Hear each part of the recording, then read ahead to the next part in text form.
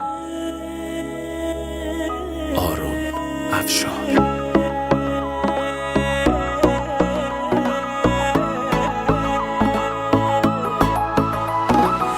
لحظی کاش کمی صبر کنی به خاطر من،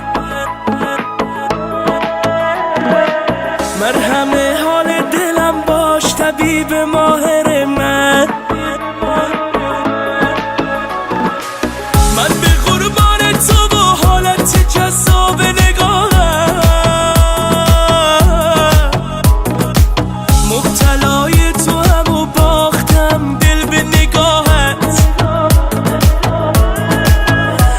ای وای هوایی شده این دل، چه خالی شده از حال دلت، با خبرم کن. ای وای هوایی شده این دل، چه خالی شده، تو مرا عاشق‌ترم کن.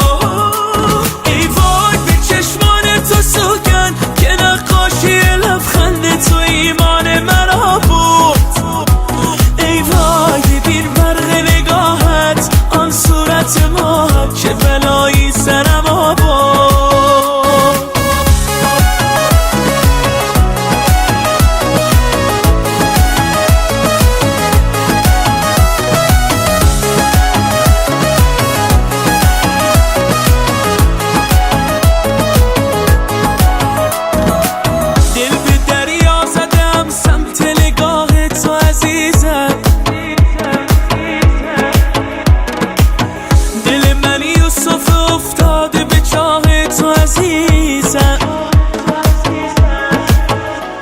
من در سلبی یارو تو دل دارو، چه تقدیر قشنگی.